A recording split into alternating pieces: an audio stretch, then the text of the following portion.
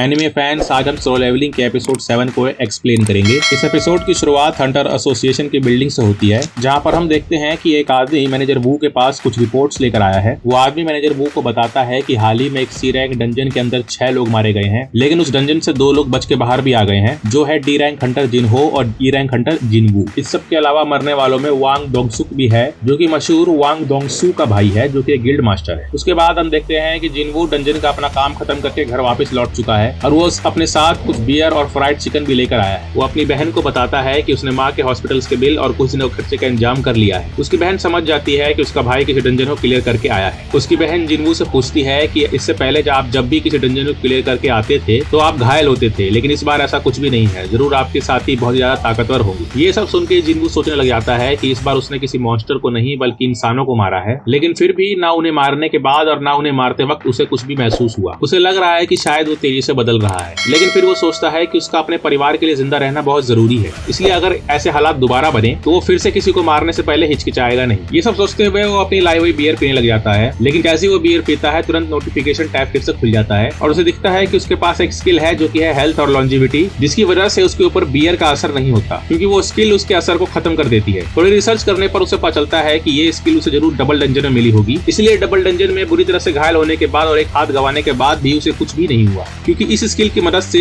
अगर उसके हाथ पैर चले भी गए हैं तो वो वापस से आ सकते हैं। बेसिकली ये स्किल उसके शरीर के हर एक डैमेज्ड सेल को रिपेयर करने की क्षमता रखती है। ठीक उसी वक्त जिनवू की बहन उसे कमरे में आती है। वो कहती है कि किसी जिनहो का कॉल था और उसने उसे मिलने के लिए किसी रेस्टोरेंट में बुलाया है। उसके बाद जिनवू जिनहो से मिलने जाता है, जहाँ पर जिनहो जिनवू से कहता है कि वो जिनवू के साथ एक पार्टी बनाना चाहता है ताकि वो जिनवू के साथ मिलकर और 19 सक्सेसफुल रेड्स कर सके। ऐसा इसलिए क्योंकि अगर कोई हंटर 20 सक्सेसफुल रेड्स करता है तो वो गिल्ड मास्टर बनने के लिए एलिजिबल हो जाता है, और जिनहो भी अपनी कंपनी योजिन कंस्ट्रक्शन के लिए एक गिल्ड मास्टर बनना चाहता है। वो कहता है कि उसके पिता गिल्ड के एवज में एक नया बिजनेस खड़ा करना चाहते हैं, क्योंकि अगर एक गिल्ड बहुत सारे हंटर्स को रिक्रूट करके बहुत सारे डंजन्स में रेड करे तो वहाँ उन्हें सिर्फ एसेंस स्टोन्स या मैना स्टोन्स ही नहीं मिलेंगे, बल्कि हाई रैंक डिमन से उन्हें और भी बहुत कुछ मिलता है, जिससे नए तरह के हथियार, गैजेट्स और कवच बनाए जा सकते हैं, जिसकी वजह से ये काफी सक्सेसफुल बिजनेस मॉडल है। जिनहो कहता है कि उसके पिता अपने गिल्ड के लिए एक एस रैंक हंटर चाहते हैं, वो उसे गिल्ड मास्टर बना देंगे और उसके छोटे वाले भाई को दूसरा सेकंड इन कमांड। लेकिन अगर जिनहो जिनवू के साथ मिलकर 20 सक्सेसफुल रेड्स कर लेता है तब उसके पिता जिनहो को गिल्ड मास्टर बनाने के लिए राजी हो जाएंगे। जिनवू जिनहो से कहता है कि इस सब के बदले उसे 30 बिलियन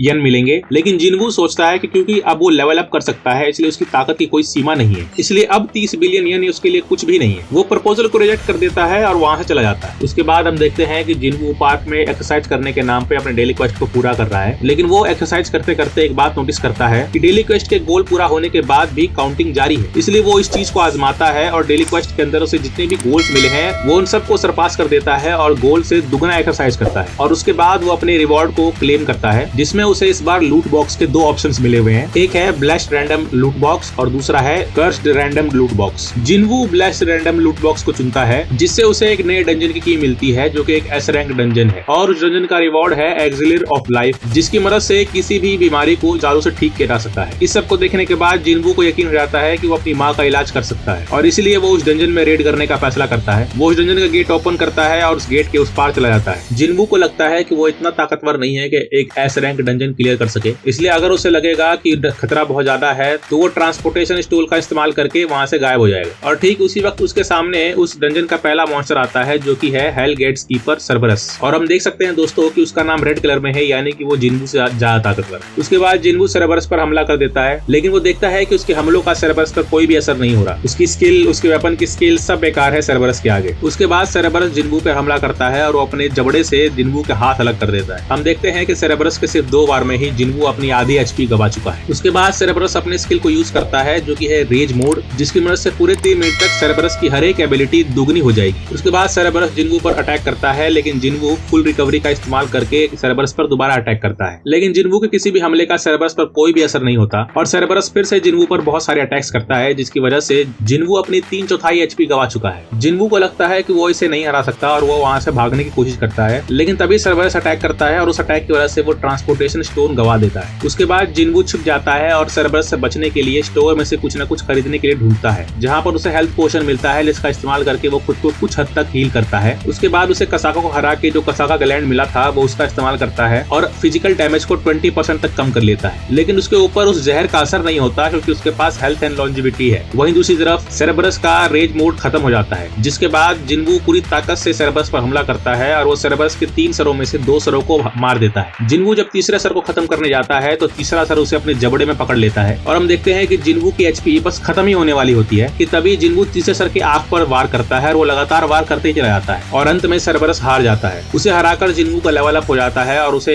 गेट की मिल जाती है। उसके अलावा कुछ और आइटम्स मिलते हैं, लेकिन सबसे अहम होता है एक्सिलर ऑफ लाइफ का फॉर्मूला। लेकिन उसके इंग्रेडिएंट्स उसे कासल के अंदर ही मिलेंगे जिस कासल की हिफाजत सेरेबरस कर रहा था। और ये एपिसोड यही खत्म हो जाता है। अब मिलते हैं अगले किसी एपिसोड में, तब तक के लिए मेरे चैनल को कीजिएगा सब्सक्राइब, वीडियो कीजिएगा लाइक, दोस्तों कीजिएगा शेयर, अपने विचार कमेंट बॉक्स में बताइएगा and please keep watching my channel.